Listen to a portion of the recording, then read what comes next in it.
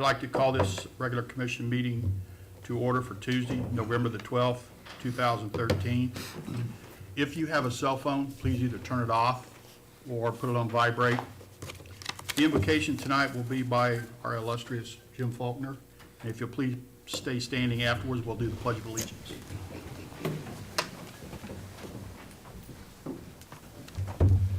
And I'm not sure why Reverend Hall can't be with us this evening. I hope it's not due to illness or any family emergencies, but I'll try and stand in as best I can for him. Please join me. Lord, we gather together this evening, and we do it in your name to conduct the business of this city. We recognize that there are many issues and many opinions and on all sides of the issues to be discussed tonight. We just ask that you give everyone a discerning heart and the ability to express their concerns in a manner befitting of this organization, in this city, and all that we do, we ask it in the name of your Son, our Lord and Savior, Jesus Christ. Amen. Amen. I pledge Allegiance to the flag of the United States of America and to the republic for which it stands, one nation, under God, indivisible, with liberty and justice for all. Thank you, Jim.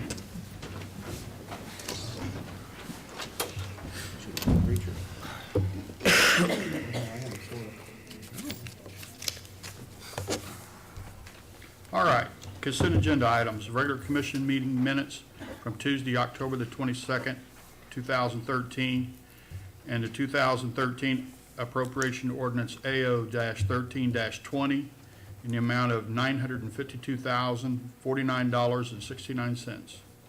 Commissioners, any questions? If you can give me a second while I power up here. Sure. I didn't have any questions, more of just by way of some comments.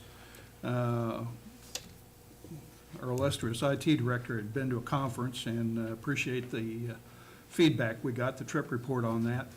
And I'm sure it was good to go to a meeting with a bunch of people that you didn't have to hear them say, huh? Could you explain that in English? So you could geek talk. I hope it was a good experience. All right.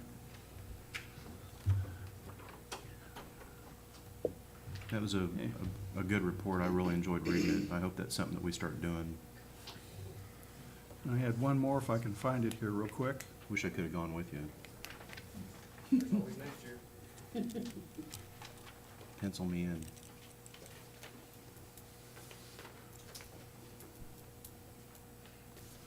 Oh, on page 8, there's an entry for Bobby Tracy, skills training in Arc City. I was just wondering, was that just training, or did he compete in any competition? Did he win anything? No, that was just training on some new equipment that KU has to offer. All right, thank you. I'm familiar with the skills, so I'm just wondering if that was actually competition, and if he was competing, did we win? Okay, thank you. That was all I had. Okay, anybody else? Yeah, I have one question, actually two questions, same topic, page 43 and page 44. The first entry is for removal of impacted soil. Where was, can you tell me where that was from?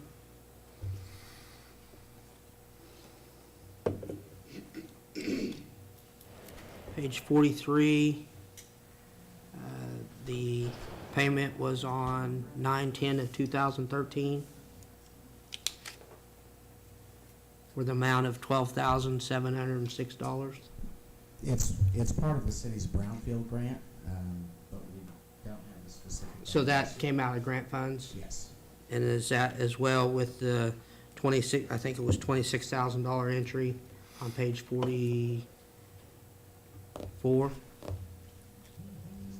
$26,074.86 for contaminated soil disposal?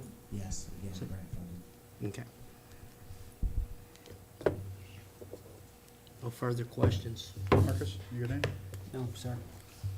Move to approve the consent agenda as presented. Second. Go ahead. Second.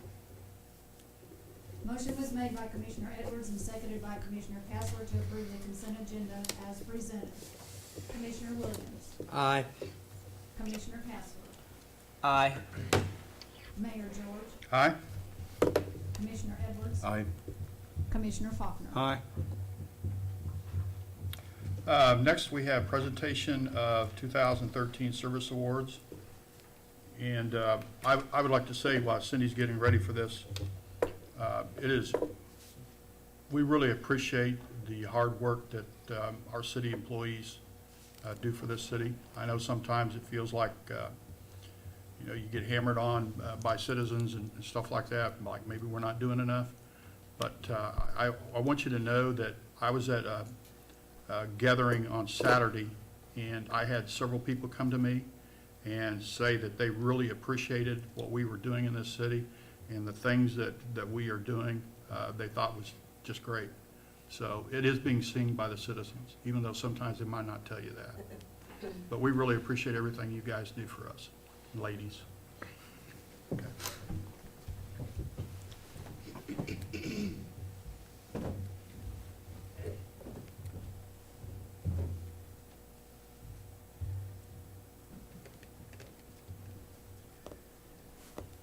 I'll read the names, and if they'll come up to the front, and the mayor will present their award. There are several that are not here. I will read their names, and then just the ones that, of course, are here will come up.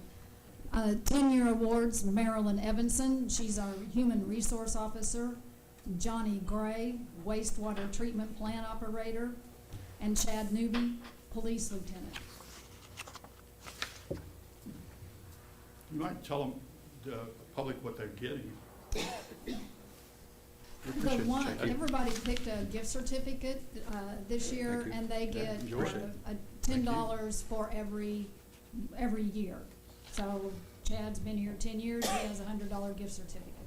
It's from Bass Pro, too. I think I'm gonna go with you, bud. Shop local, Chad. Shop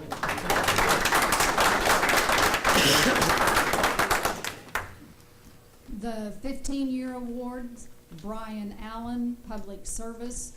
Shane George, Wastewater Treatment Plant Assistant Superintendent.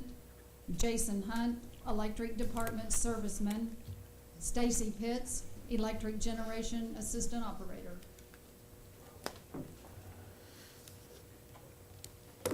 Stacy, we appreciate everything you've done. I don't know what you've got. Yours is in a different card. Thank you very much.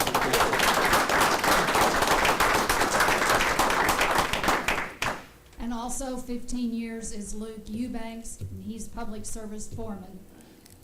20 years, Bruce Bell, Electric Foreman. Pete Caricio, Fire Lieutenant. Jolene Greer, Police Administrative Assistant, Records Clerk. And Mike Bradley, Police Lieutenant. Mike, thank you very much.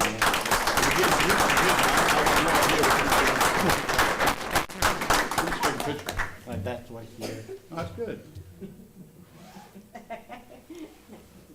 And Dave Tipton, Electric Distribution Foreman. I know what yours is. Thank you very much, David. All of those receiving their 25-year awards are here. Randy Barg, Water, Wastewater, Distribution and Collection Assistant Superintendent. I see what you're getting, Andy. Have fun. Or tool store.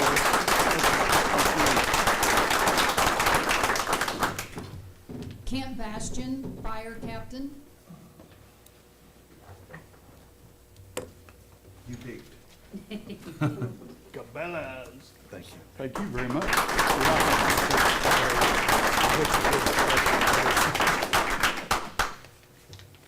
And Chad Hayden, Water Distribution and Collection Foreman.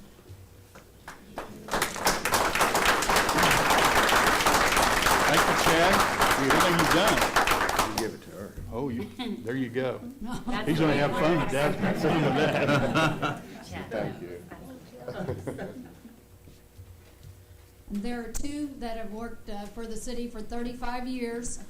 Chuck Shively, Public Service Director, and Bob Ingmeyer, Airport Manager. And I do want to say that Bob is retiring, and there's a reception on Friday from 1 to 3, and I know he'd be honored if everyone would come up and enjoy some cake. That's a hover round in that one.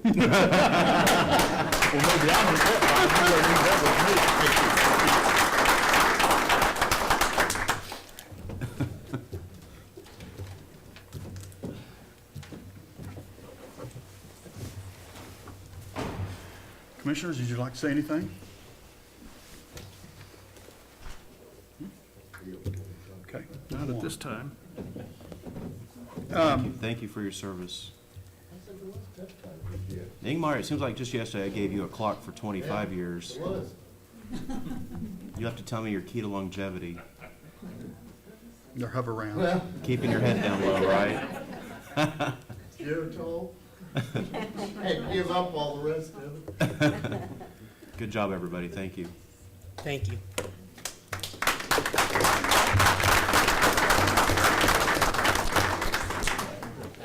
Next, we have comments from the public, and if anybody would like to speak to the commission, the only thing we ask is that name and address so we can keep it for our records. Also, let me say that at any time during our meetings, we allow the public to speak. If we're on a subject that you would like to talk about, all you have to do is, again, name and address, and you can talk about the object or the subject that we're talking about. So, anytime you can speak while we're doing it. Thank you. We appreciate it. I'll tell you what, shop.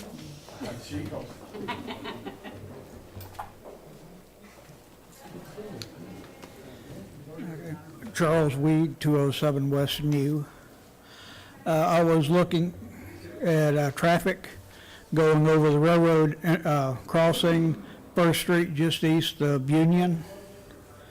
They've got a cross tie in that crossing that's fixing to jump out of there and break somebody's vehicle. I saw a heavy truck go over it and it was bouncing about 6 or 8 inches, the whole cross tie, 6 or 8 inches out of its slot. So I need to get the railroad or whoever's responsible to refasten that before it breaks something.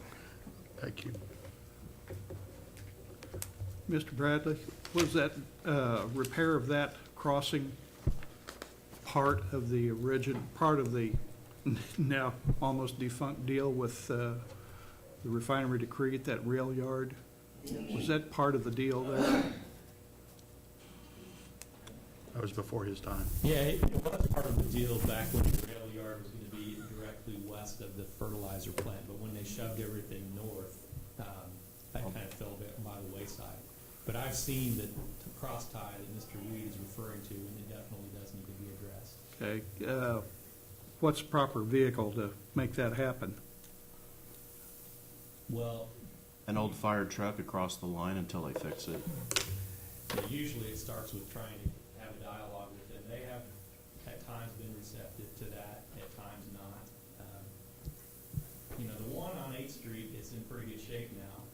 If we could get them to fix the one on First Street like that, I think we'd be in pretty good shape. But we'll initiate a dialogue with them, and unfortunately, we don't really have a great process at getting those crossings repaired if the railroad refuses to do so. Well, given the information we just received, it would probably be cheaper for them in the long run to repair that situation rather than wind up in court buying somebody a new vehicle because it's been torn up as a result of that tie jumping out. It took them nearly a year after they said they'd fix the 8th Street crossing to actually fix it, and they did it 3 months later than what they said they would do. They have really a horrible track record of not only keeping their railroad crossings fixed, but keeping their word. Let's make clear, though, whose line is that runs through there? That's SKO, SEK. Okay. We've had problems with both of the companies, though. Could you make contact and then report back to us at the next commission meeting, the results of that conversation? Weren't they supposed to give us a We'll do that. Thank you. maintenance schedule? Don't I recall at one point they said they would give us a maintenance schedule? Have we ever received such a schedule from them? I think Scott was going to work on it. I haven't conversed with Scott about it recently, but we'll do that before the next meeting. For some reason, and I could be wrong, but something sticks in my mind that when we were talking about them putting the rail yard there, they did tell us which intersections they were gonna take care of, but it was a multi-year process. That they had 2 or 3 years that they were gonna do certain ones every year or something of that nature, if I remember correctly. I remember that. I don't want to be optimistic about this, but now that the rail yard is complete or complete, I'm hoping that that means they're going to start doing some improvements to the First Street crossing, but time will tell. I prefaced it. Did we not, a couple meetings back, agree to place some signs, some railroad signs, somewhere, and they were going to repair the crossing, and our portion of that agreement was we were to place railroad signs at a specific location. What crossing was that, if you recall? Because I don't. It was Electric Plant Road, wasn't it? Mm-hmm. 7th Street, Yeah. Okay, have they ever repaired that? no, Have we put the signs up? no. We'll put the signs up in conjunction with them taking down replacing the arms and redoing the track. Okay. But I don't recall what the length of time that they had under their grant from the federal government to complete that work. Thank you. Okay. Anything else? Anybody else wanna talk to us? Shelley. I want to talk to you guys. Hi, Shelley Pash, downtown Coffeyville. Address 2427 County Road 4500 in the lovely town of Coffeyville. Thanks to so many of you guys showing up for our spooktacular last month. It was great. It was wonderful. Thanks for stepping in for the pie eating contest as well, and stepping in. I know you did about a week before, and we have a winner. So we are so always thrilled to see all the kids down there, and how many people. And Jim, we thank you guys for coming out, and just what a great turnout it was. And I know you were just shocked as well. So I think we had anywhere between 12 and 1,500 people that were downtown. It was so nice. So nice. So, of course, with that being said, I just wanted to give you an update of what we've been doing this past couple months since I didn't make it in here in October. But we are coming upon our third Thursday, which is November 21st, and wanted to invite everybody to come out for that. Third Thursday is extended business hours. It's just, we've got about 17 downtown businesses that have said, yes, we're going to stay open till at least 7 o'clock, if not later.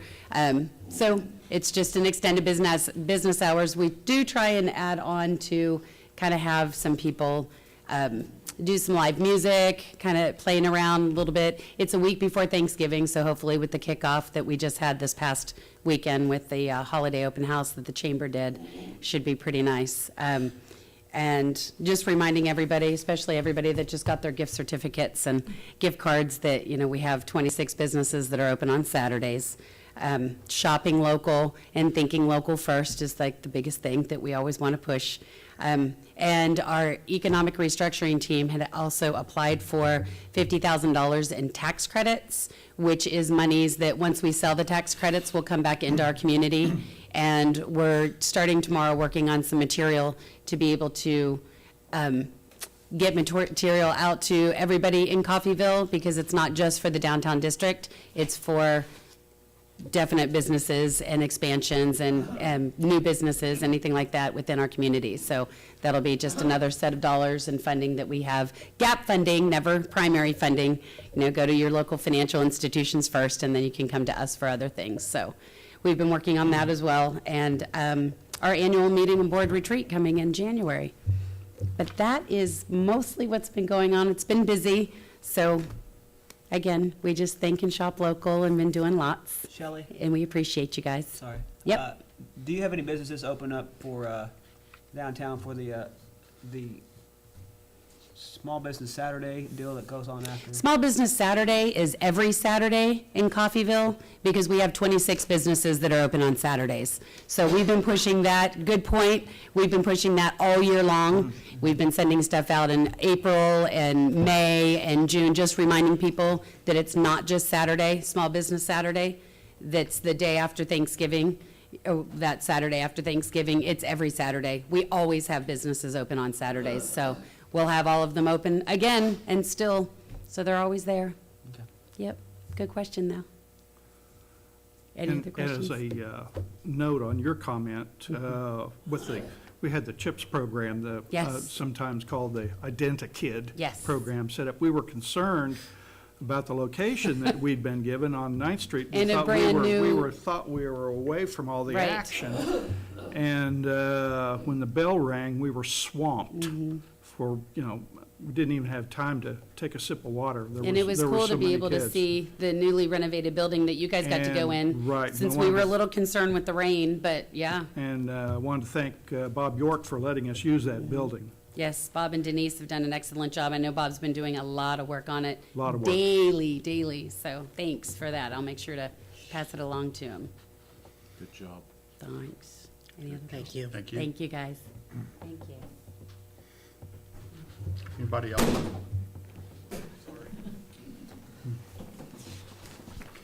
Going on to old business, ordinance number G 1307, the first reading of an ordinance to amend the electric utility rates. Finance Director Stephanie Richardson will make comments. Mayor and Commissioners, staff presented an ordinance at the August 13, 2013 Commission meeting regarding recommendation to amend the electric rates. The ordinance was tabled at that meeting because the full commission was not available to discuss the matter. Subsequently, staff developed an approach that would reduce the impact to residences and businesses by dividing that rate increase out over a 5-year period. Also, since that time, staff has met with some of our industries and come to a consensus that the staff should conduct a cost of service study to determine our true financial needs and our for operating the utility. So it is our recommendation this evening to take no action on this item and request that staff be directed to proceed in the process of retaining a consultant to do a cost of service study for the electric utility. Would it be wise to do this for each of the utilities? It's certainly possible. I mean, if we're gonna do it for electric, would it not be prudent to just go ahead and do it for each of the utilities?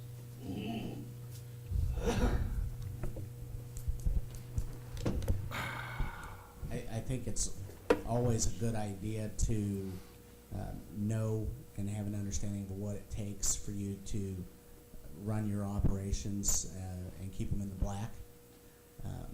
I would suggest that for electric, it's a little bit more important than it is for water or sewer. Yeah, so much more money. Because they're the ones that we usually turn to when we need to subsidize something.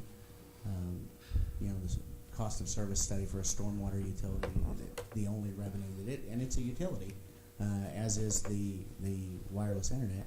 I mean, yes, ideally those would come in handy, but I think it's most critical at this juncture for the municipal electric department to do it. I'd like to make a comment. As far as a cost study being done, I have no objections. However, if I could use sort of a quick tangential anecdote, you can go over to McDonald's and they can tell you on site, the manager there can tell you on site, to within 1/10 of 1 penny, the cost of a piece of cheese that goes on a Big Mac. I believe that we have the experience and the expertise in-house to do our own cost study. We don't have to go out and pay $45,000, $50,000 to a contractor to come in and do the cost study because, and there's an implication in doing that based on what I've been able to glean from different conversations and connecting the dots, that the logic behind doing this is the same that was used for the community survey. basis being industry does not trust us to give them accurate and true numbers, so they want an independent contractor to come in and do it. Personally, I feel that we have a very competent, honest, forthright, and transparent staff when it comes to you giving us these kinds of numbers. And I don't think an independent contractor is appropriate. I, for one, trust the staff to provide us with those numbers. And I think we ought to do that internally. There's also another part there that says if we don't have the capacity or the capability to do that, then that's a serious issue that needs to be addressed by our city manager with the department heads. We should have that capability on board. I do believe we have it. It does, if you're trying to squeeze that extra work in with the existing workload that our staff is doing, it does extend the time that it would take to complete that study. $50,000 worth? I don't know that it would be $50,000. Well, most of these independent contracts that we see flow through here are anywhere from $45,000 to $65,000. They're usually in the $50,000 range for these kinds of studies. And I would rather trust our own staff and save the taxpayers $50,000.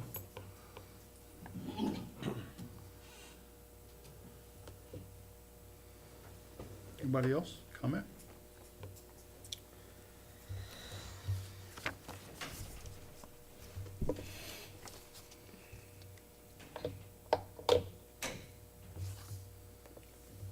Gene, either you or Mike want to make a comment about this? Because it affects you, one way or the other. I think the big issue is whether or not. Up here, Gene. Podium, please. Folks at home can't hear you unless you're up here.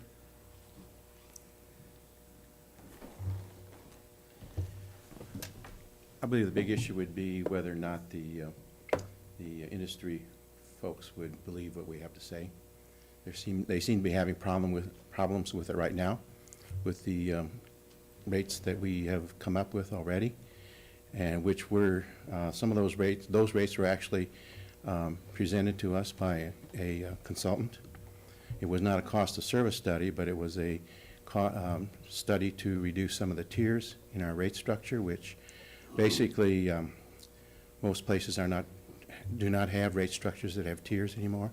It's an outdated concept. Excuse me. And the other issue is, like Gary said, is the time constraint.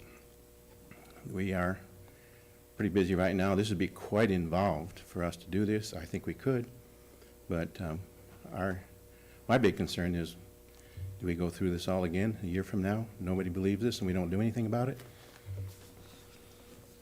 I mean, we've been doing this for 2 years, and we still aren't any further than we were 2 years ago. So that's my big concern. Thank you, Gene. So in a nutshell, what information would we need to determine how much it costs us to generate a kilowatt hour? We just need to know our expenses, which is everything from your personnel to your debt service to equipment that you buy. You take into consideration amortization for stuff that would be an appropriate consideration for.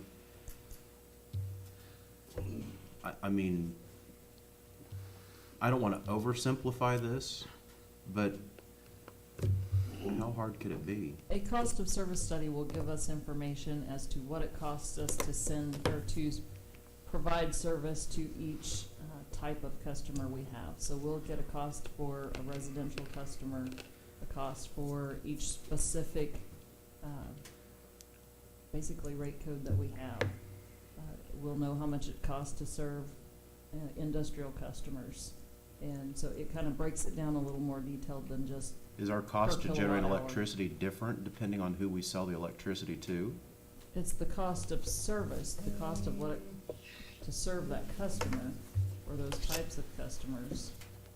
It depends on their demand and those types of things, so it's a little more involved than you would typically think. Because in the email the email exchange you and I had a couple of weeks ago, and correct me if I'm wrong, I thought you told me that do we get electricity at one rate, basically regardless of who we're selling it to? Because what we're looking at is we're looking at trying to determine ultimately, we want to know what it costs us a kilowatt hour to generate the electricity, correct? But I think also what she's trying to say, and correct me if I'm wrong, what it costs us to provide power to a large customer is different. Not only, we have bigger lines that go to them, plus we have bigger transformers that we have to set in place for them, and they're all different cost instead of a residential house. Residential house, you can take 2 or 3 houses off of one transformer, 4 houses, something of that nature. Usually a commercial customer, a big commercial customer, you can only set 1 transformer for their service. So there is a little bit of difference in part of this. Are the people, the folks that have been talking to us, the industrial and the company owners, they want something that detailed? Or do they just want to know what it's costing us to generate a kilowatt hour of electricity?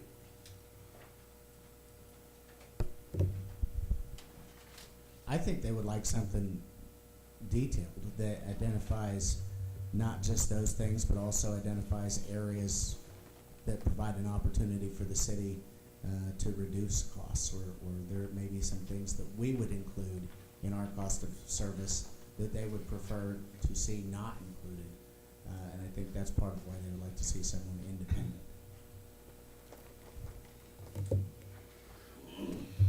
Does that mean we get to make recommendations to them on products they sell to us as far as reducing their expenses so we can get it cheaper? I mean, come on.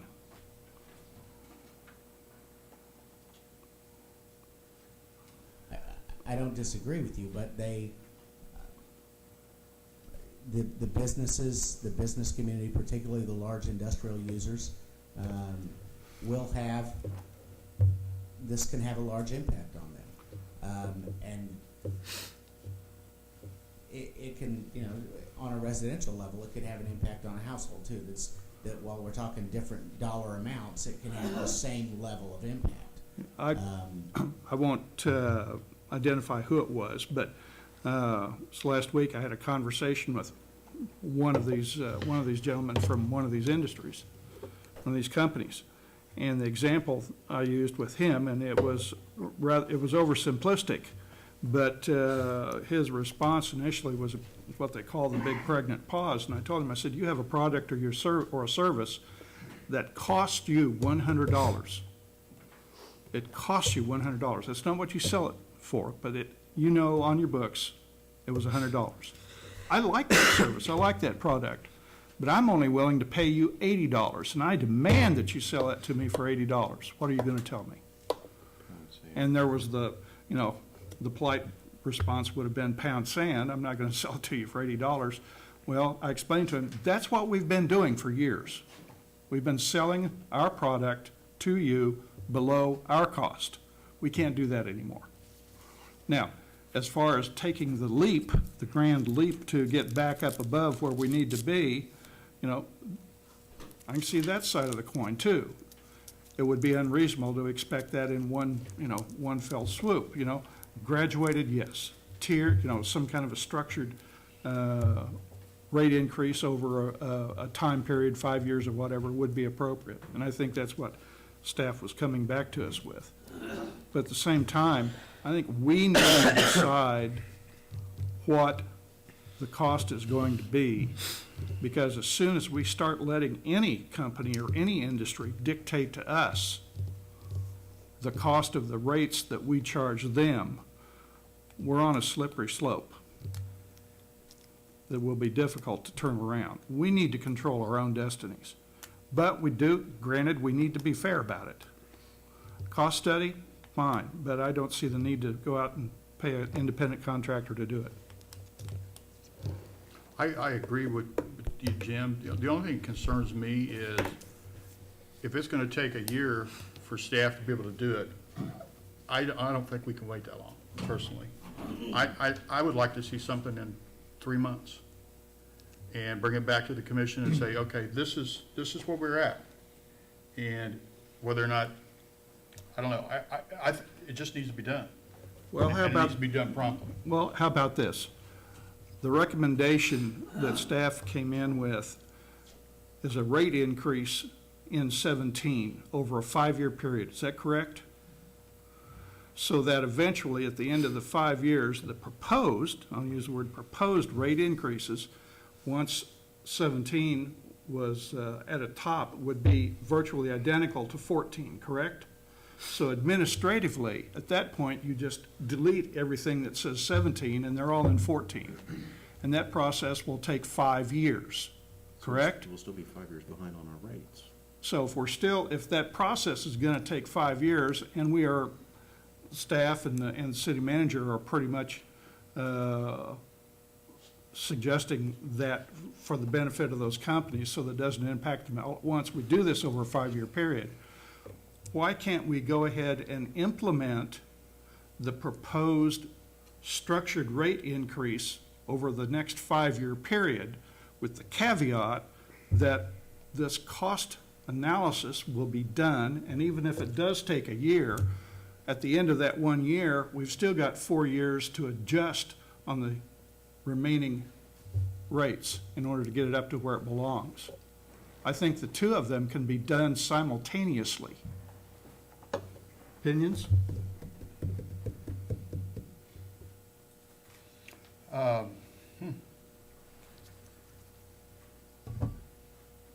That would allow us to start the rate increase. It would not put any undue extreme pressure and a rush to judgment on our electric utility director, Mr. Gene Ratliff. Wouldn't cause any undue hardship there. Would give you the time to appropriately space and utilize your existing personnel assets to conduct that study. Am I off base? No, that's certainly an option.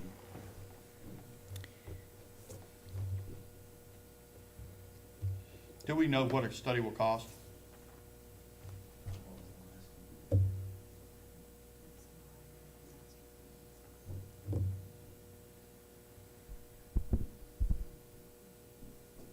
We can check around with some other communities that have had them done recently. Gene, have you ever seen what one of those studies would cost? Yeah, I had one done many years ago, about 7 or 8 years ago, and that was about $30,000, about 7 or 8 years ago. How long did it take them to do it? 3 or 4 months.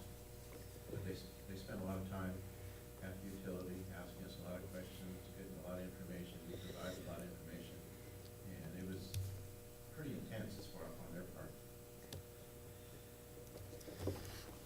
Do you still have a list of the questions they asked? I have no list. I could probably come up with it. Here's one option. Why couldn't you ask yourself, those same questions, just go back through the same process again? Again, without any undue pressure, trying to get it done with limited personnel assets in 2 or 3 months. Yeah, these folks, there were several of them, and this is what they did full-time for about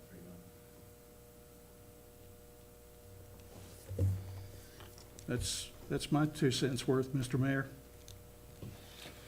Anybody else? What do you guys think? Wasn't this a two-part issue? One of it was eliminating the Interruptible service. off-peak, but that's not included, that's not gonna, did we address that part? That's included in the recommended ordinance. Okay, so, but that's not controversial, right? Only to the people that benefit from having the off-peak discount. But we've never used it, is that correct? That's correct. Okay.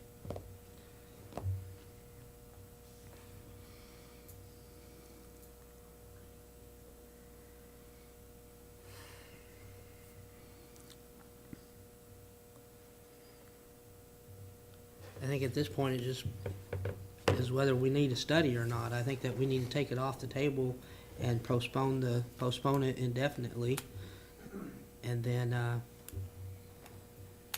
decide whether or not we are gonna pay for a study or have it done in-house. Okay, There's another option.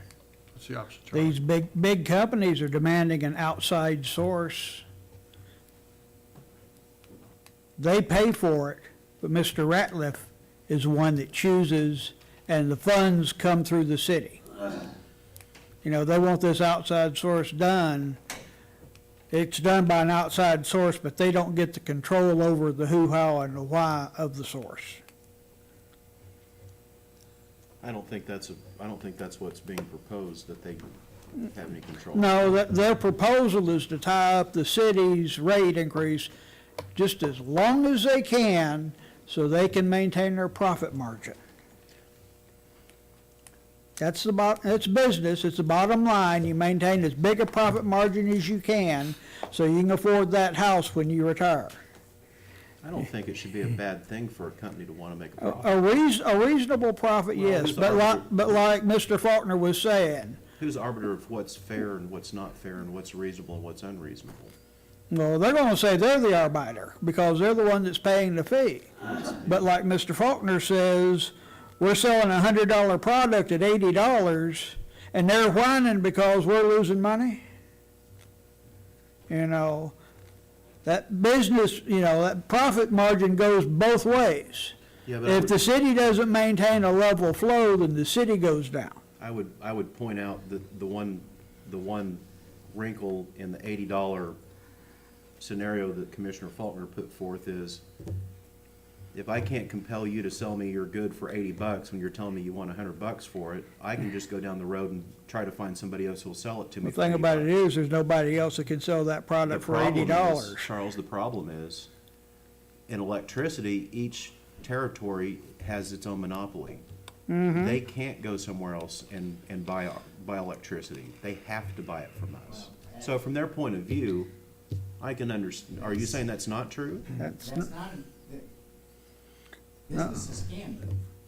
Well, they can move their business, but my point is, they can't keep their business. For instance, Acme Foundry can't just decide, well, we're not gonna buy electricity from the city of Coffeyville anymore, we're gonna buy it from, But that doesn't mean the city of Coffeyville has to take a hit every month for Acme Foundry. There's gotta be a balance there.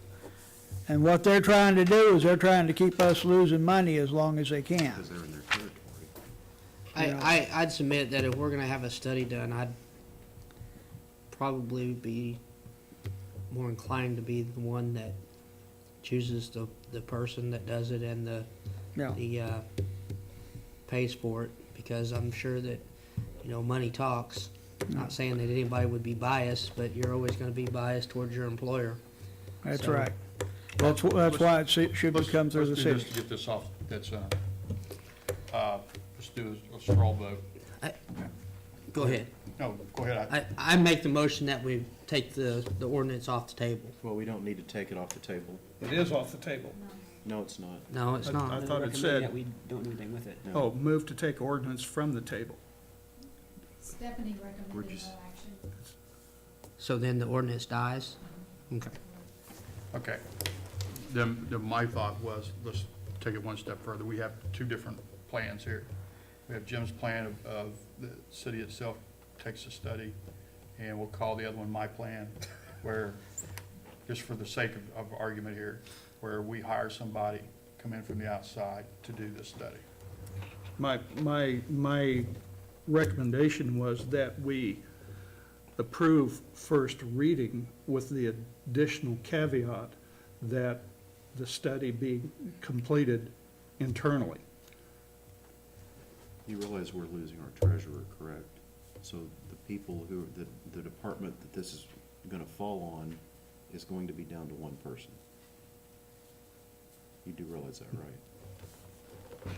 You don't realize I that? don't realize that. Well, now you do. We're gonna be down a treasurer soon. And I only mention it because I think it's a consideration if we're going to do it in-house, that we realize that we're going to be without a treasurer for a short period of time, and when they do hire one, there's going to be a learning curve there. see what I'm saying? I don't necessarily disagree with what you're saying, though, but we just need to be aware of the lay of the land before we proceed. Correct? I couldn't hear that entire conversation. If we do this in-house, it's gonna be staff-intensive, and not just the administrative part of the electric department, but with the city manager and the finance department, and we're going to be losing our treasurer in a couple of weeks. And that means that she's going to be handling all those responsibilities. Toby helps her, so it's not one person, but they're gonna be down a person until a new person's hired, and then once a new person is hired, there's going to be a learning curve for the new person to be able to get up to speed on what's done and what procedures to follow and such. So question for you is, that would that be an insurmountable task? The real question is, how long is it gonna take? And how long do you think that would take?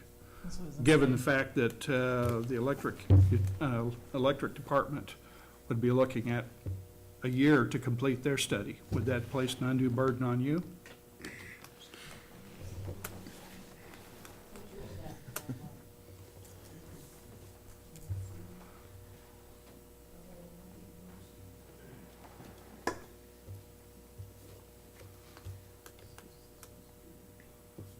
Six months to a 6 months to year. a year, okay. That's an assumption. We've never performed a true cost of service study. It's gonna be new for us as well. So we're talking experience here too. They never done it and some other company has.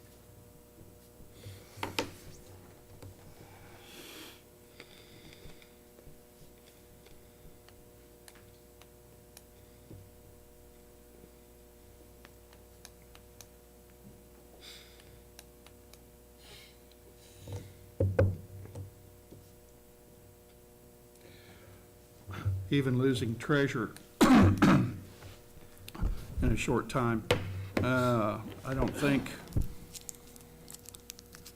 given the length of time that we're talking about, to give the electric company the opportunity to do this study and develop questions, and, as Gene said, go back and reconstruct what was asked from reports 7 to 8 years ago on the previous study that they had completed.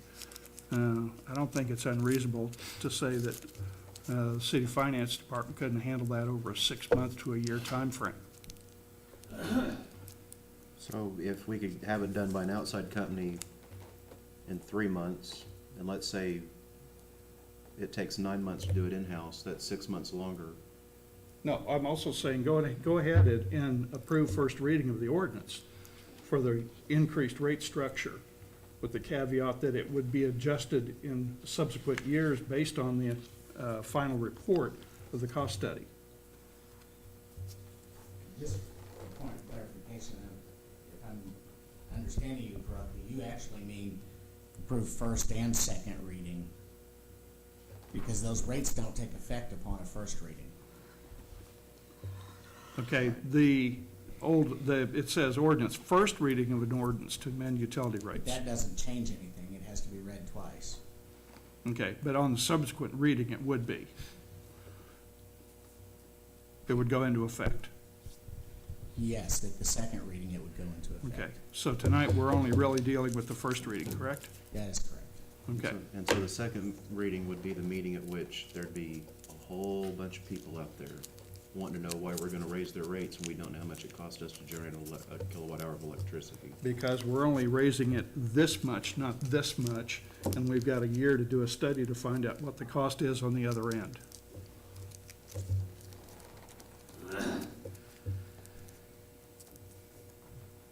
Just out of curiosity, how did we determine we were selling electricity at, in some cases, below cost if we didn't know what our true cost was? That was just purely looking at what our cost is from GRDA. Adding on transmission costs and things like that, we're not covering those costs alone, not covering the cost of having our distribution system and staff time for maintaining that system. And that sort of jumps out when you take a look at those charts that were given to us at the last meeting. I wasn't here, but I received them. I mean, showing the bar graphs with the commercial utility rates and the Coffeyville being way down in the grass with everybody else up here. So obviously there was some disparity, In some cases, quite a bit. in some cases quite a bit. Again, I have no objection to approving first reading, amending it to state that the downstream, the out years rates will be adjusted, determined on the basis of the cost analysis done. And if that takes 1 year, fine.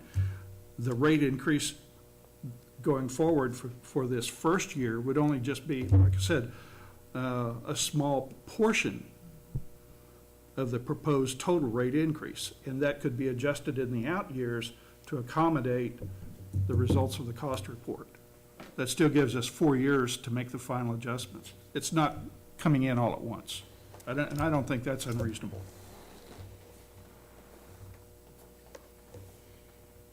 Is this what you And wanna that do, is, Commissioner? and that is my portion of the straw vote proposal.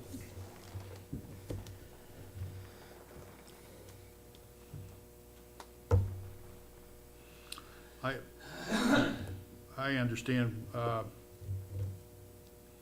and my proposal would be having an outside study done. And I understand that, it's the citizens' money, everything else, but I would feel, I hate to put the burden on staff when they already have a job to do, and then we're asking them to do more, and we're asking them to do something they haven't done before, especially the utility part of it, or the electric generation part and distribution. I would rather see us have a study done. What if we do this? To give us a little bit more time to think about this, what if by next meeting, can you get some idea of what it's gonna cost us to have a study done?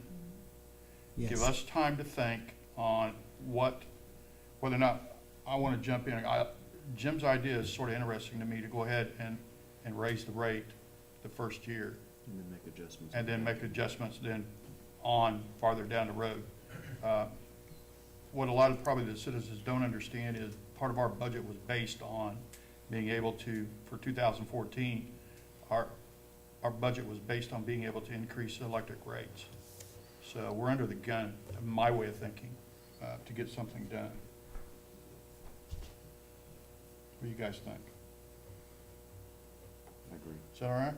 We'll have another meeting in 2 weeks, and we can have a So, better idea of table what it it's for gonna now? cost and how long it would take. Is that what we're saying? I think somebody has to remove it from the table and then make. a So motion are to you- table Or it like till- Chris- So, the are you suggesting then that, if I could put words in your mouth, you're suggesting that we approve the first reading and subsequently the second reading for the 5-year rate increase?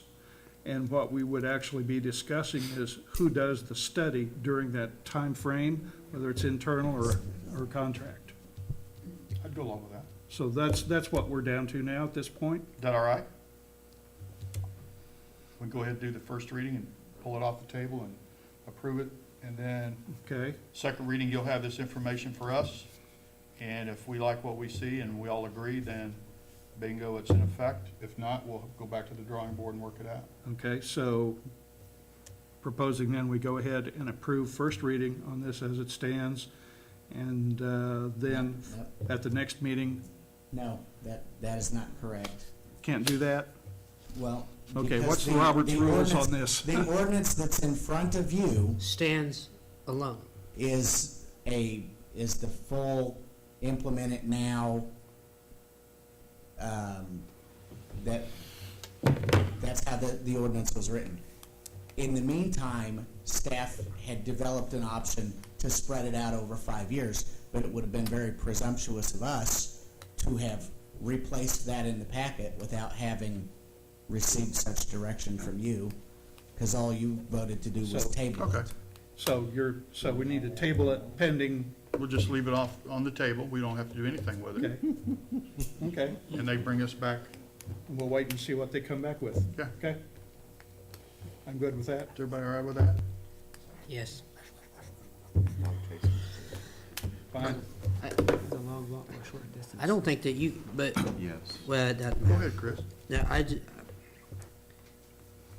it's just a procedural issue, it's okay. I'm fine. Okay. Moving on.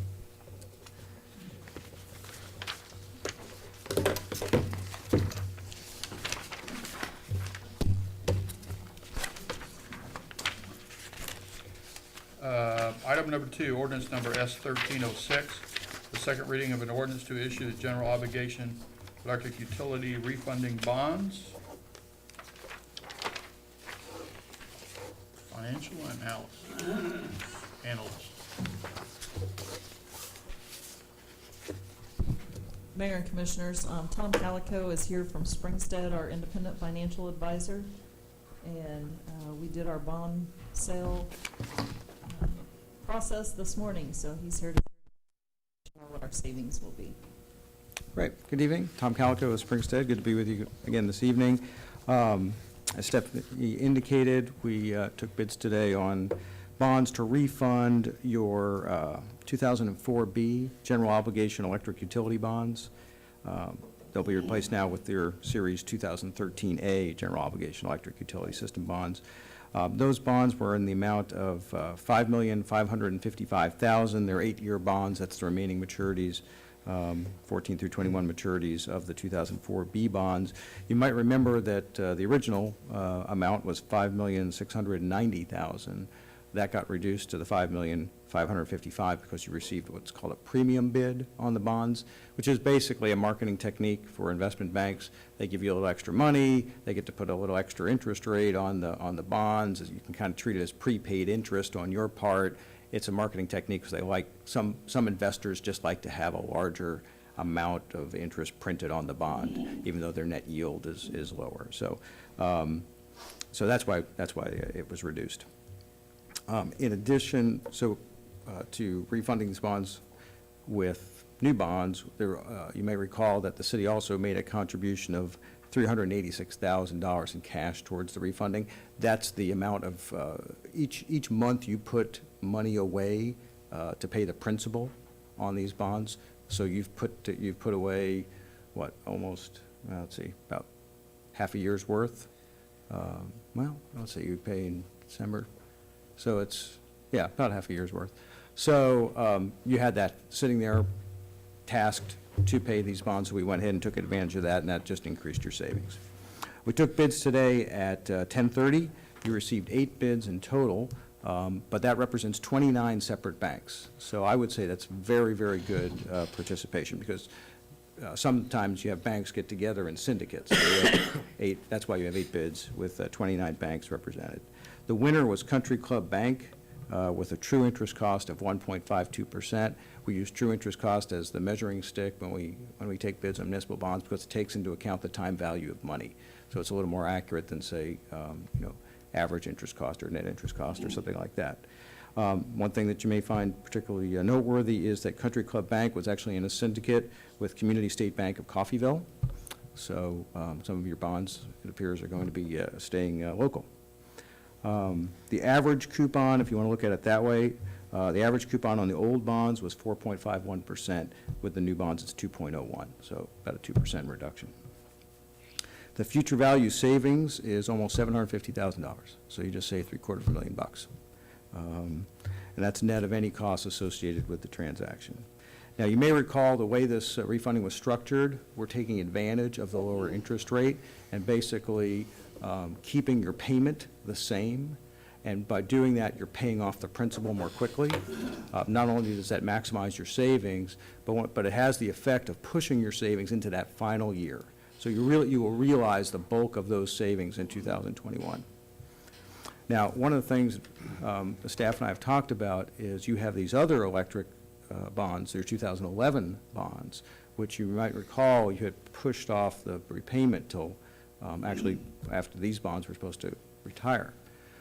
So one of the things that you'll have an opportunity to do in 2017, when the 2011 bonds are callable, is you'll be able to refund those bonds and potentially accelerate their maturity as well.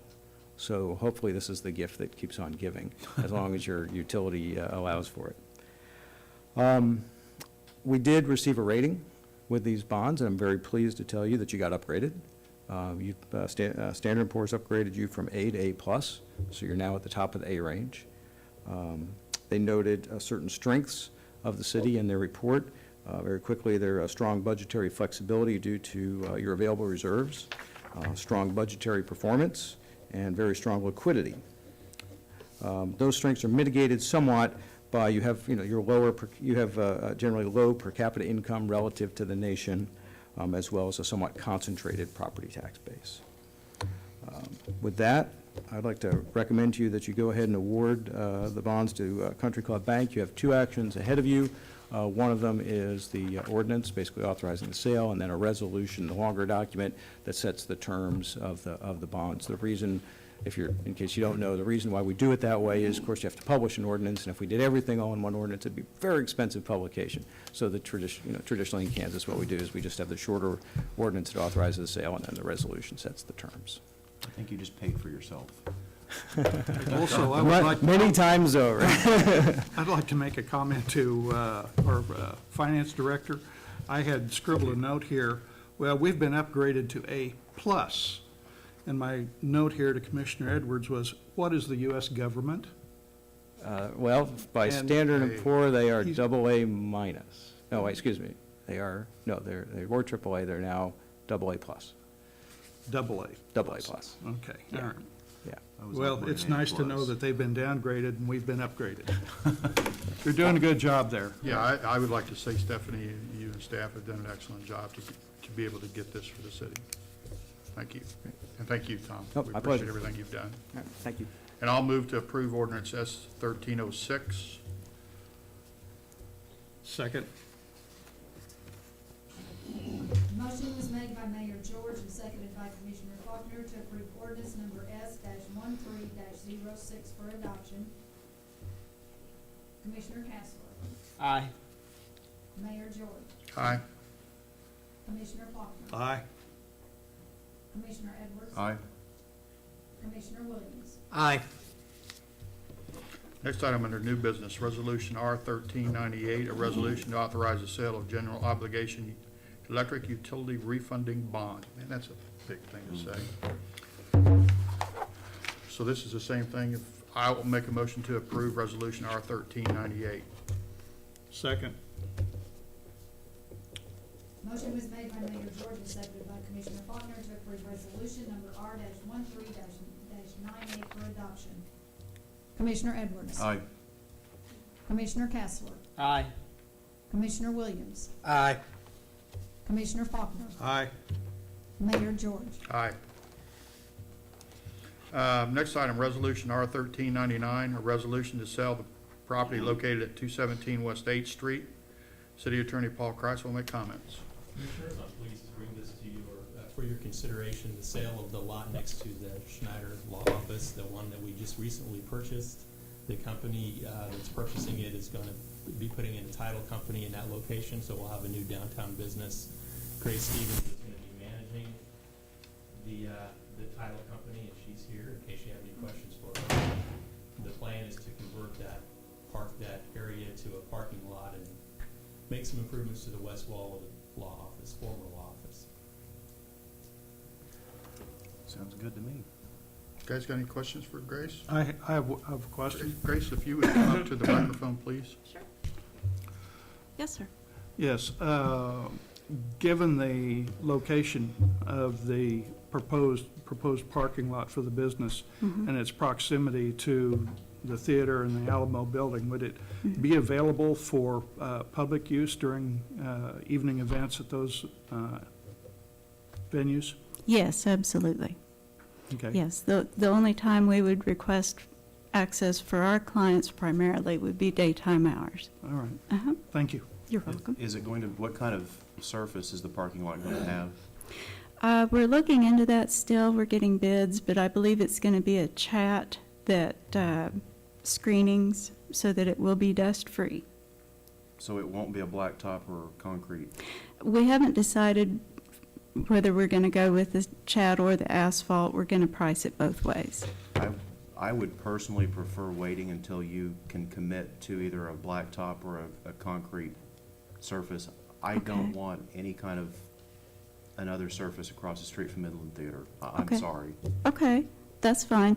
Like I say, we're in the process of getting bids now, and I can report back to the city on that. Okay. Mhm. And I'd be absolutely willing to vote to sell it to you if you're willing to commit to it being an asphalt or a blacktop surface. Okay. At that point, I would have no problem with it at all. All right. Yes, I'll be happy to report back on that. Dennis, what's the ordinance? Has to be an all-weather dust-free surface. Okay. Okay. I would like to add that we do appreciate this opportunity to better serve our clients here and as well to make an improvement in that neighborhood. It's my hope that eventually the other buildings in the block will comply and bring it up, absolutely. And we are excited to be able to save the Schneider building and to improve it as well. Thank you. Mhm. I think one of the reasons that we purchased this plot of land was so that we would have control over what would ultimately end up happening with it. And in that vein, I would move to table resolution number R-13-99. I'll second. I'll second. I'll second. If it is not brought up at the next meeting, do you expect to have information back by the next meeting? Next meeting would be next Tuesday. No, it would be 2 weeks. Yes, we could have it by then. Who seconded? Motion was made by Commissioner Edwards and seconded by Commissioner Castler to table resolution number R-13-99. Mayor George. Aye. Commissioner Faulkner. Aye. Commissioner Castler. Aye. Commissioner Edwards. Aye. Commissioner Williams. Aye. Thank you very much. Yes. I hope we can Thank work you. with you. Thank you very much, too. Next item, resolution R-13-100, a resolution to purchase vibration monitoring systems for the electric utility. Electric generation superintendent, Tony Lawson, will make comments. Just about got a promotion. Mayor, Commissioners. Chubb Insurance is requiring that CMLP install vibration monitoring equipment on units 6 and 7 in order to maintain insurance coverage.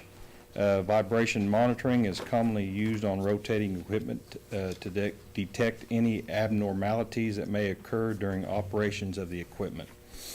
In most cases, the first indication of trouble with any rotating equipment is the increase in vibration.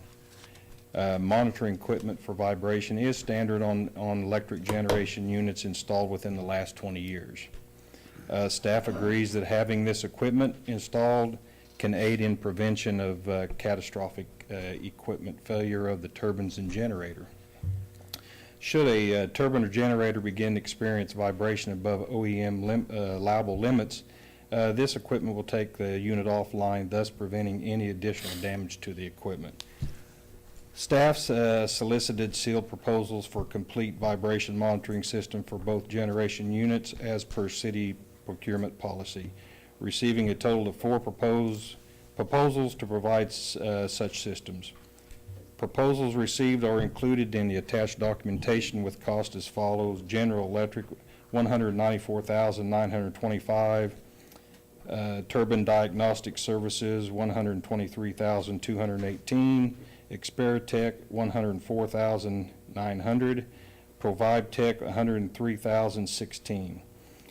Staff recommends the mayor be authorized to issue a purchase order in the not-to-exceed amount of $103,016 to Provide Tech for the engineering, design, and purchase of installation support of vibration monitoring equipment for the electric utility.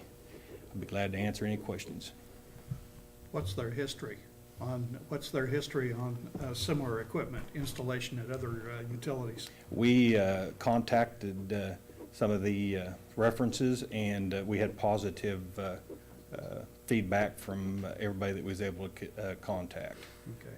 is there, I understand from the description, it's an automatic system, and if it detected vibration above a certain limit, it would automatically shut the Yes, equipment off? yes. It'll have an alarm set point and then a trip set point. Will there be any kind of software with an on-screen indicator Yes. in the control room that says it's starting to vibrate before it actually trips? Yes, Okay, so there would be an opportunity to see it, that something was wrong before the equipment shut it off. yes, it would. And what I'm thinking is, you've got your primary and your secondary and your tertiary backups.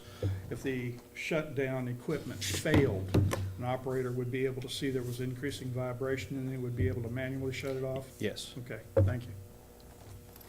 Any other questions? No. I move to approve R 13-100 for adoption. Second. Thank you, Tony. Motion was made by Mayor George and seconded by Commissioner Edwards to approve resolution number R-13-100 for adoption.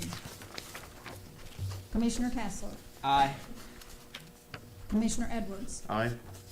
Mayor George. Aye. Commissioner Williams. Aye. Commissioner Faulkner. Aye. Gene, I think you and Mike need to send Tony up more often. His seems to go real easy. Part of our staff development. There you go, there you go. Resolution R 13-101, resolution to execute an agreement with Sport Turf Midwest for replacement of a turf at the Veterans Memorial Stadium. I'm gonna go ahead and have Tony handle this. Mayor and Commissioners, as you know, the turf at the stadium was installed with the construction of the stadium in 2001. It is essentially at the end of its useful life. A few more games left to be played out there, but it needs to be replaced. So the city, Coffeyville Community College, and USD 445 met, discussed the winning bids that were provided through the cooperative purchasing policies that were authorized by the city commission. We looked at those and we decided that they weren't necessarily apples to apples comparisons because each one had spec'd a different type of product or different things, and some of them had a variety of different products. So we provided a list of questions to those entities and asked them to come in and sit down with representatives from the city, the college, and the school district and answer our questions and let us know. Like for some of them, they didn't talk about how much it would cost for a bond. We wanted to know how much is that going to cost. A couple of them, we couldn't tell whether or not a groomer was included, and we wanted to make sure that part of the package was the equipment needed to properly maintain the field. So is that included in your bid or is it not? And if it is not, what would that cost us? So when we got everything to an apples to apples comparison, or the closest that we thought we could come with that, the three entities were in agreement on the type of turf that we wanted to use and which company we thought we should go with because of a few different things that were unique between them. So we're here tonight. We have representatives from the college and the school district as well that can answer any questions you would have.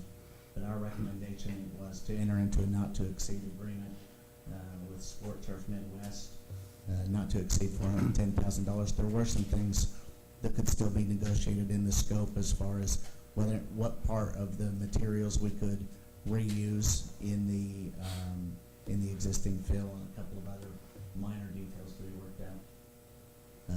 But this would authorize the execution of that agreement once we agree on the scope, and it will be $410,000 or less.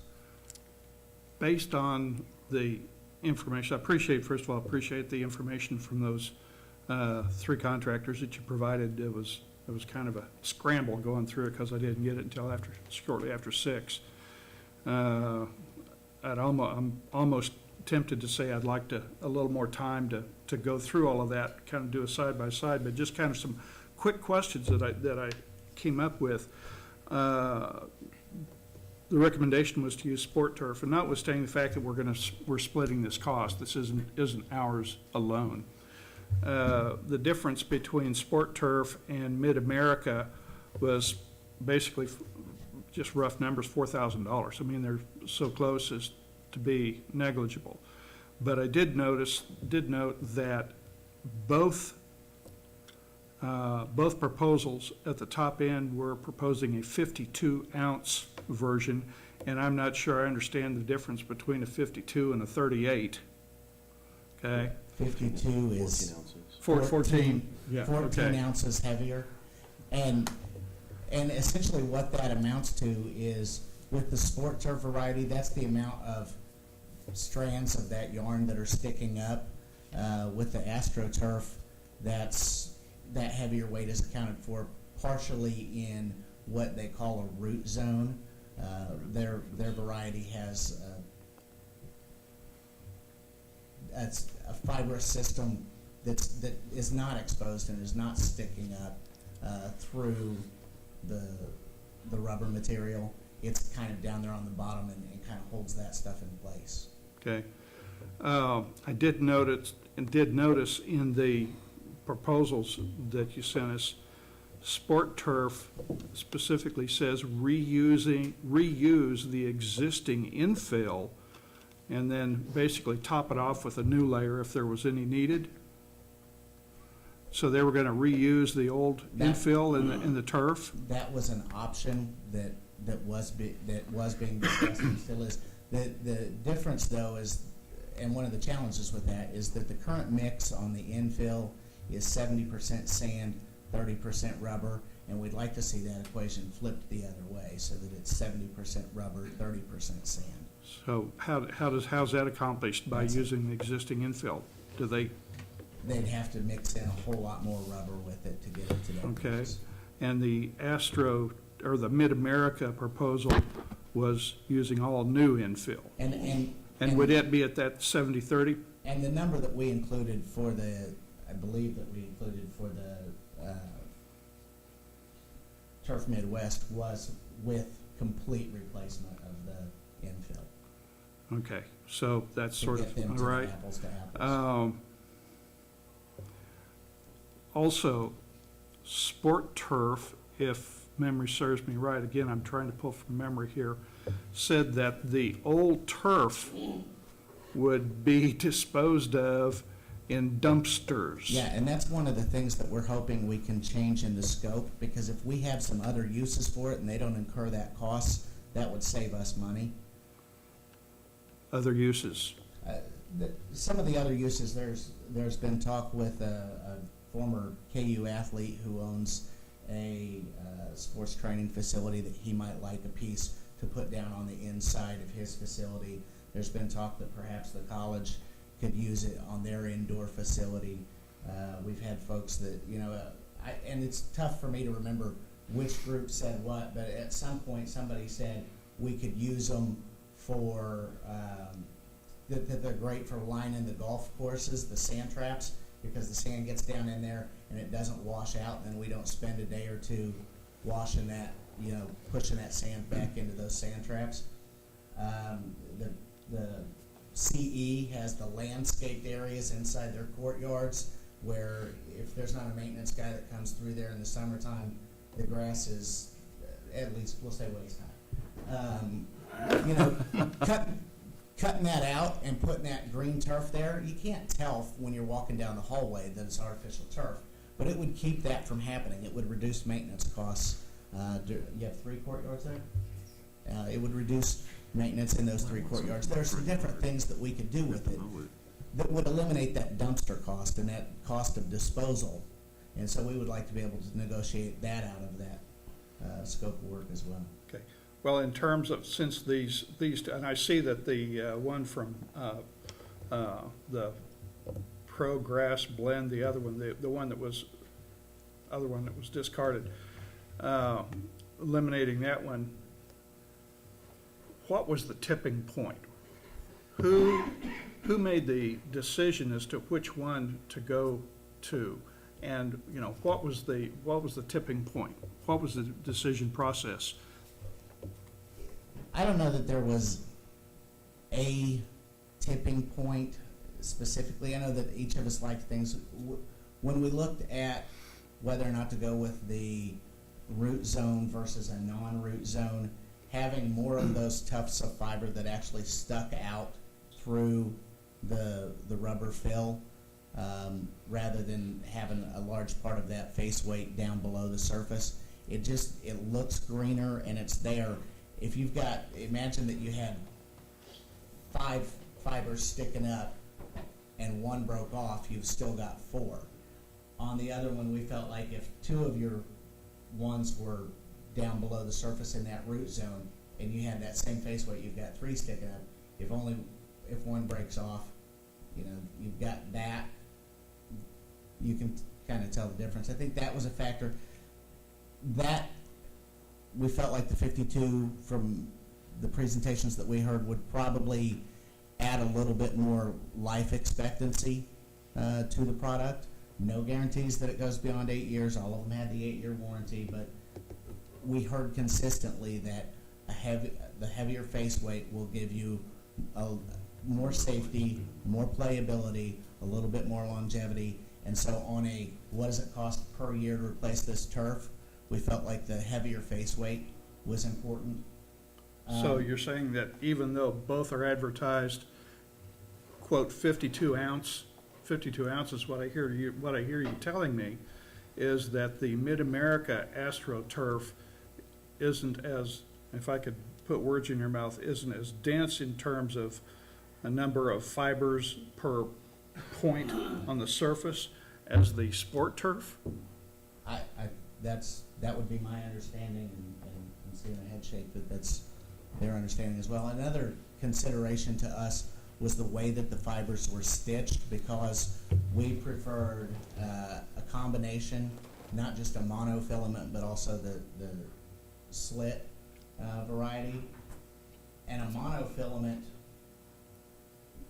the way that it was explained to us is that, you know, they're stacked. And so if they're stacked and folded, and you have to imagine these as pieces of grass, when one of those blades is pulled out, there's not the tension to hold the other ones in. So a monofilament, once it starts to come out, you'll lose that particular tuft of grass. Whereas, and one variety that we looked at was stitched differently than the others.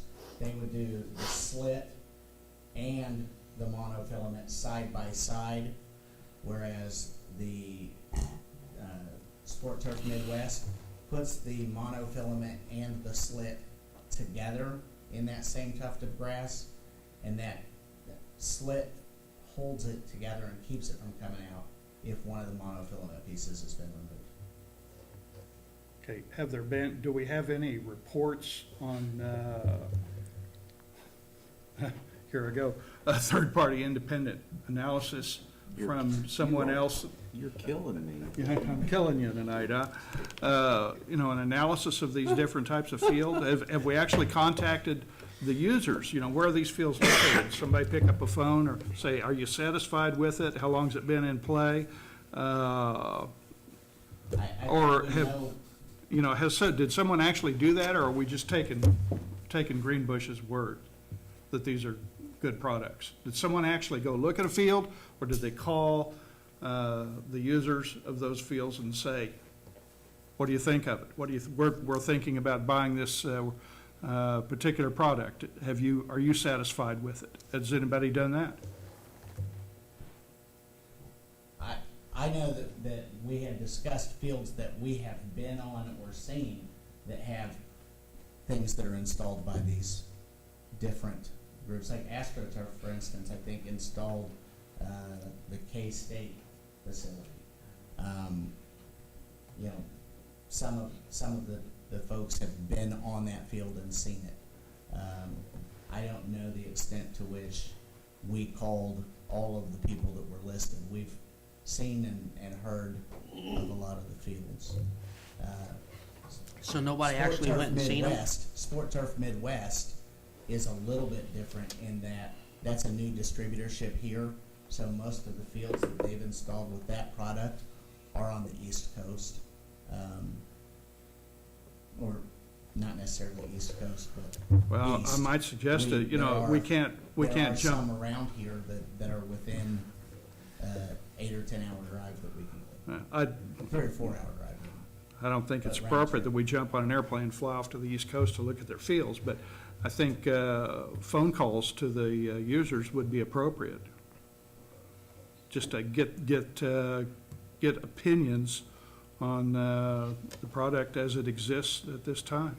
I And noticed we it. were generally satisfied with the quality of the product from the three that we spoke with. And in the instances where things had gone wrong, their ability to address those, I think AstroTurf in particular did a great job of addressing that question. Well, I'd rather have it done right the first time than call upon them to address issues that come up. I would too, but definitely one of the strongest points for AstroTurf was when things have gone wrong, how they fixed it. I think that's why it would be appropriate to make those phone calls, at least make a phone call. Well, we can go, the closest one is Independence, correct? They haven't installed that one yet. What was their, No, it's sold. Oh, is it installed? Starts, it's, oh, I'm sorry, you said sold. It starts construction tomorrow. but they've worked with the company though, somewhat. They Well, know. but he's saying he wants to see a finished product and Well, get but there's one people's- in I Joplin. would, I would be more interested in the comments from stadiums that have had the product in place for, 4 or 5 years, See how it's weathered. and see how it's weathered, how it's performed. Have there been any issues with the field? Have there been injuries that were attributable to the material itself? Because not only is it a cost issue, but we also, as a related issue, probably ought to be looking at the safety of our athletes on that field as well. And I think that was part of the consideration that we had in wanting to go with the higher weight rather than going with the 38 or 40 ounce. That's why we felt like the 52 ounce was. Okay, was all right. I still think of phone calls, though, would be appropriate. So it's my understanding, if I'm grasping this correctly, is that no one's actually seen a finished product that has been completed at a football field by this particular company that we're thinking of using? We can go see some, but that's correct. Their product is around, but it has not been around in this region very long because they opened a distributorship in this region. And that was why I made the comment that probably can't jump on a plane and fly to the East Coast, but a phone call, I think, would be appropriate. We can make some phone calls. For not just sports turf, but for a sampling of all of them. How much money do we have set aside for this project? $479,960.27 So is 400. what's in that fund for stadium maintenance, which is not just turf replacement, but other improvements to the stadium as well. And Jeff and Michael, how much do you all have set aside in your respective budgets? That's theirs too. That's what, So that's the whole pot of money. that's the whole pot of money with the city contributing a third, the school district a third, and the college a third. So so that money's broken down into each of our budgets. We all pay to the city every year. So then we're taking their rent money for the facility and applying that towards the maintenance is what This we're is doing. maintenance money. This is set aside for maintenance. Okay. So then every 8 years, we're gonna have to go back and do this again. They all had a warranty for 8 years. The current field has been there 12. We would hope to be fortunate and get, a good long life out of it. It's a minimum of 8 years. Ideally, what would happen is your turf fails in 7, but I would be interested in seeing it at the minimum, at least photos of This is not Ford Motor Company. where they've installed their product and at least a list of places that they've installed their product, whether they be, it'd be pretty simple to if they're installing products at major schools, like you mentioned K-State earlier, or if they're installing their product at a major school out east, that would be relatively easy to find photos of that, I would think. Did the commissioners get a chance to look at the samples in the conference room? No? Okay. There's samples of all the No. different, the 3 different turfs. That was in our email. So if you want to take a break and look at that, you can. I'd like to have a little bit more time to study the issue, because, I mean, we kind of got this I'd like a little bit more homework done. right at the very 11th hour. exactly. So I'm inclined to agree with Commissioner Faulkner on that. Who's in charge of maintenance at the stadium? Colleges. It's the college? And I'll say this, if you have concerns, we'd be glad to meet with you. I don't, come here. I'm here to talk turf tonight. Well, but if you want my vote, you're gonna talk about maintenance of the stadium, so come on up. I'm not prepared to talk maintenance tonight. Well, I can guarantee you that unless you guys start doing more maintenance at that stadium, you're not getting a new turf. You and I were both here working in our respective positions, me as the mayor and you as the finance director, when that stadium was opened. And I know that you and I had concern at the time that the city had a horrible track record of not maintaining its facilities. And I was concerned at the time, and I was the only commissioner that was concerned at the time, that that stadium would be built at the cost of about $7 million, and we would see the same poor track record of maintaining it as all the other facilities that the taxing entities, whether it be the school district, the college, or the city, were in charge of maintaining. I went to the stadium a couple weeks ago on the night of the last home football game, and I was appalled at what I saw. I saw rainwater downspouts that were not connected to, that were broken basically, and thus allowing water to just run into the middle of the ground floor. While I didn't go into the women's restrooms, the men's restrooms are in deplorable shape. They need painted, they need basic maintenance. And I was shocked at the shape that that stadium's been allowed to get into, and at the same time, I was embarrassed and appalled, frankly.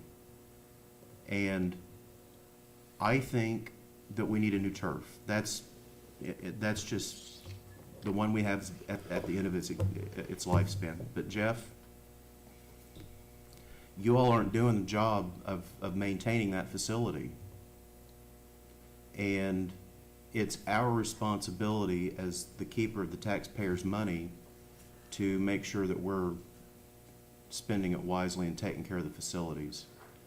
And I know you've only been over there about a year, and so it's not something that I could lay at your feet. But I would ask you respectfully to take back to President Moley and your Board of Trustees that it needs addressed soon. And I want a commitment in writing from the college. I want you guys, I don't need to walk through it. You guys can walk through it with the city manager and create a punch list of issues that need repaired right away. Maybe a second list of, a punch list of things that maybe can wait a year. And until I see unless my fears are allayed that we're letting this thing slip away from us, maintenance-wise, I'm not voting for a new turf, period. Now, if you guys want to split it half and half amongst yourselves and put a new turf in there, you feel it's that important, and you don't want to walk through the facility with the city manager and create a punch list of things that need painted and general maintenance done, All right. That's fine. That's enough, that's enough. but this can't keep going on. Well, we're not here to talk about that, we're here to talk about the turf. And Well, this is a maintenance I issue. understand, but you're one person, you're not the commission. Yeah. And you did say they wouldn't get it if they didn't do it, and that's They not up to wouldn't, they you. would not get my vote. Well, at first you didn't say your vote. I apologize for not clarifying that, my vote. I thought I did say that. I Okay. apologize if Let I me didn't. clarify, you won't get my vote either. Because I agree with you 100%. Okay.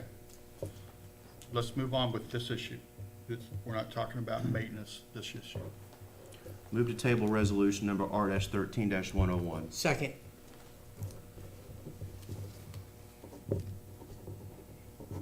Motion was made by Commissioner Edwards and seconded by Commissioner Williams to table resolution number R-13-101. Commissioner Edwards. Aye. Mayor George. Aye? Commissioner Faulkner. Aye. Commissioner Castler. Aye. Commissioner Williams. Aye.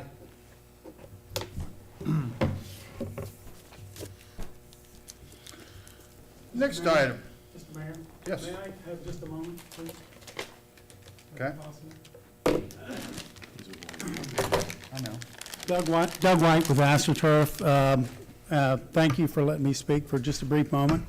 A couple things I want to clarify as far as the turf is concerned. When we tuffed our turf, we tuffed the nylon with the polyurethane slit film and the monofilament together as one, okay? The other thing with the nylon root zone, nylon is stronger than steel by weight, okay? It is the strongest fabric out there. The reason why we put the nylon beneath the fibers so that it encapsulates the rubber and the sand, okay? So that, what's the advantage of that? Well, what it means is from year 8 to year 1 or year 10 to year 1, your turf is going to look the same and perform the same for the entire term of it, okay? We talk about different types of products.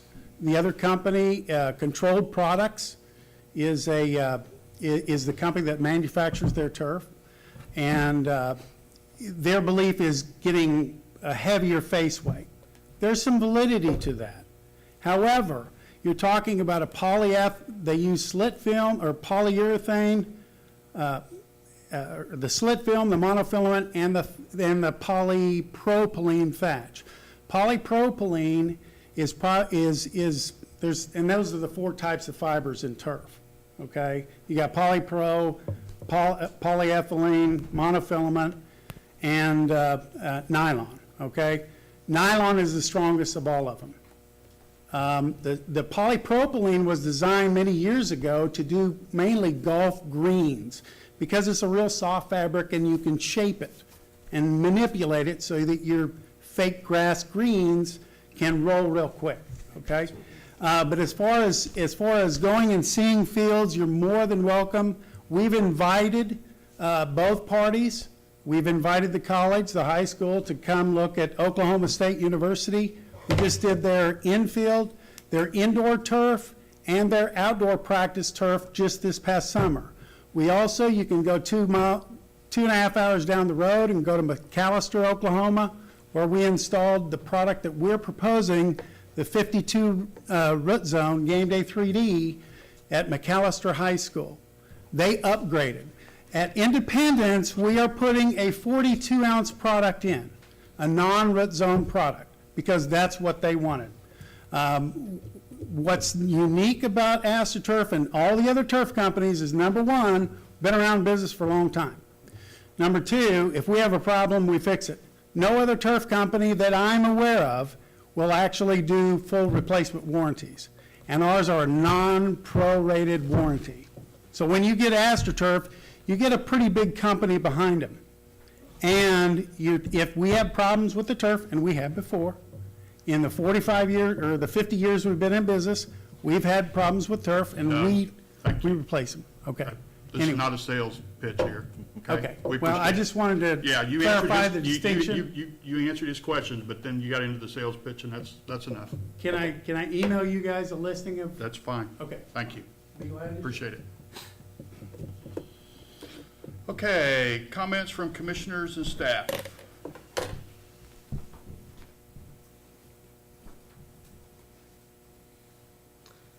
Mr. Mayor, Commissioners, I just want to take a real brief moment to recognize the Coffeyville Police Department's Explorer Post 2104. This is our police cadet unit. This past weekend, they participated in a regional competition in Bartlesville, Oklahoma. Our cadet unit's prized by 14 young men and women between the ages of 14 and 21. And I'm proud to report that they did an outstanding job in this competition. They brought home 4 trophies for Coffeyville, going up against much bigger cadet units from much bigger cities, and they had a lot of fun doing that. They're currently starting fundraising projects to go to the national competition in Indiana next year. So I'm very proud of our cadets, and I just want to take a brief moment to recognize them. Great, Thank you. thank you. Thank you, Chief. I said thank you, Chief. Oh, thanks.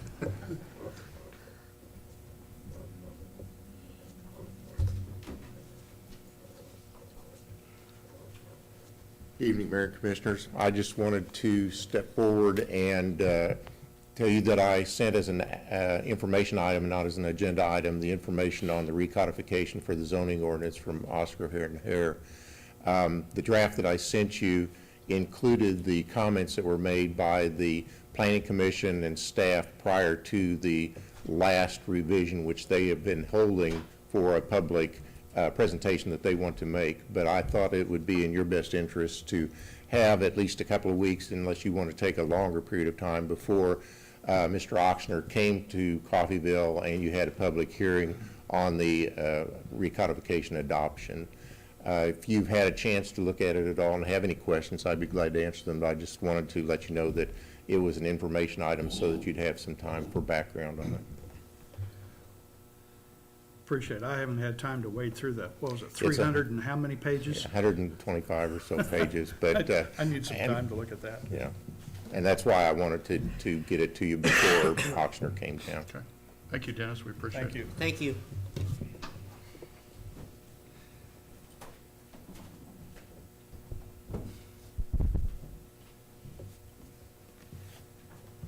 Mayor and Commissioners, just wanted to give you a quick update.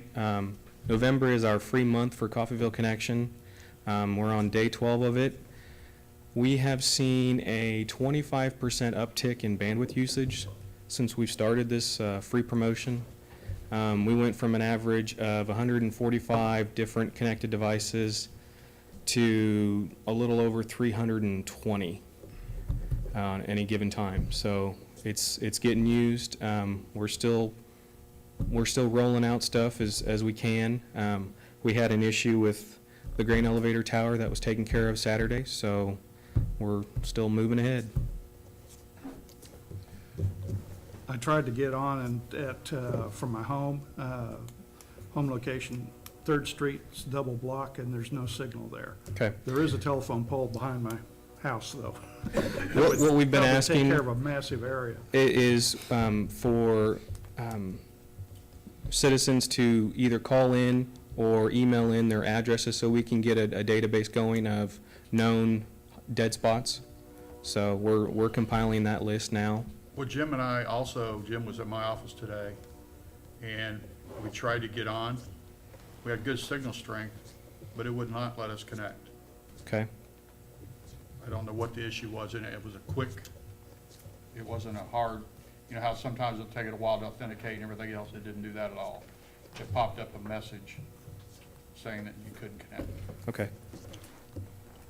But we were just playing with it, I was telling him about it, and it didn't work. Okay. Any other questions for Chris? Thanks, Chris.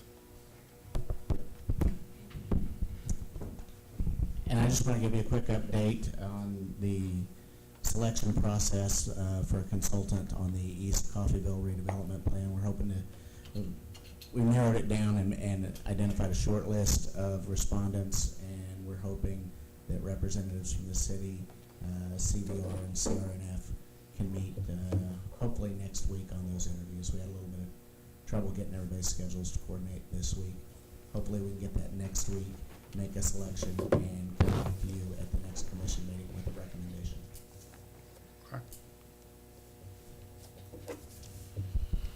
Any other staff comments, commissioners? I have a question.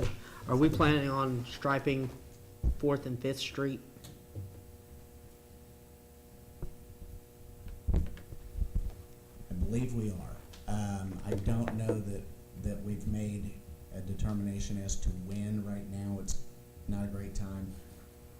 Kind of hopeful that people know to stay on the left side or the right side. I know what, I see him shaking his head. I know how Commissioner Edwards feels about this. I get that. I also know that if we have the resources in-house to do it and can do it right, we should. Much like the discussion earlier regarding whether or not we can do a survey or a study on the cost for electricity. If we have the equipment and it's functional, we can and should have the people who are trained to run it right, and we can do it ourselves.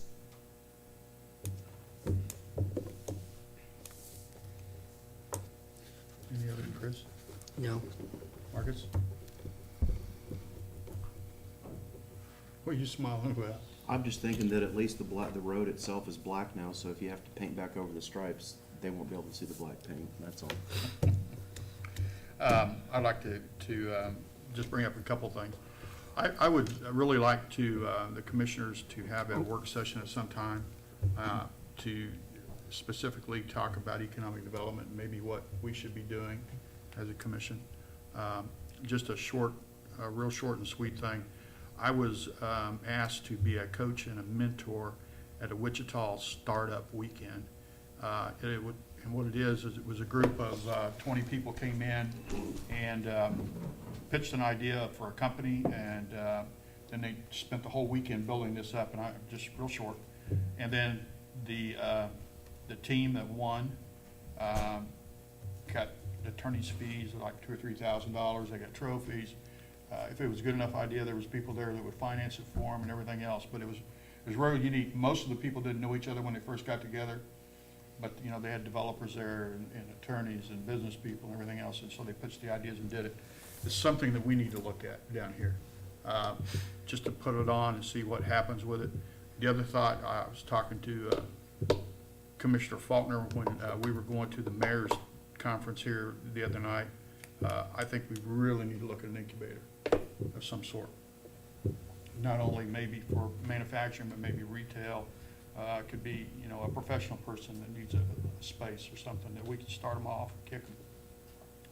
Majority of you know, employment in this country has to be small businesses. Instead of us looking for the big killer business, maybe we should be fostering the growth of small businesses here and pushing it from that direction.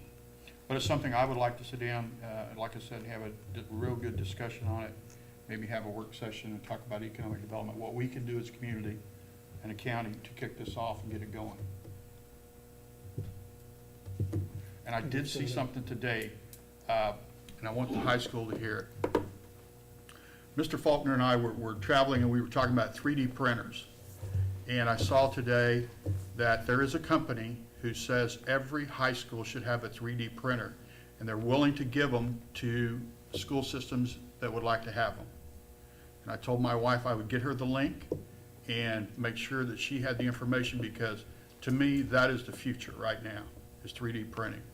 And it was very simple. It looked like a very simple form to fill out, and I just thought that would be cool and I'll get at it. I'd even like to play with it. I do have one item I forgot. I want to address.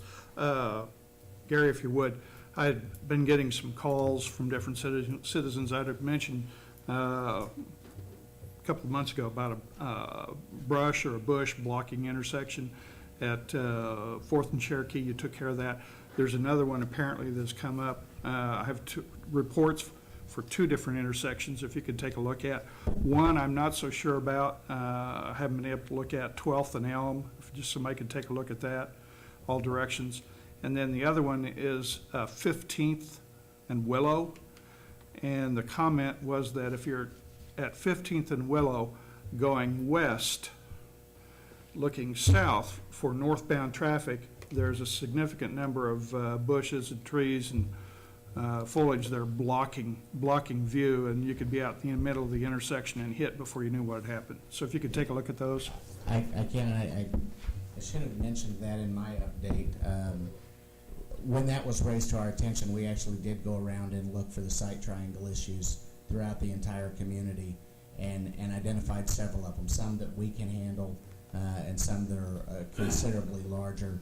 I know that we've addressed maybe 20 of those at least in the last couple of weeks. I think we'd had 18 done last week, and I know that we're continuing to work on them. Anybody that drives down 3rd Street to get to the Early Ed Center, for instance, would recognize that you can see now when you come to the corner that's right across the street from it. So we are handling those, we are addressing them.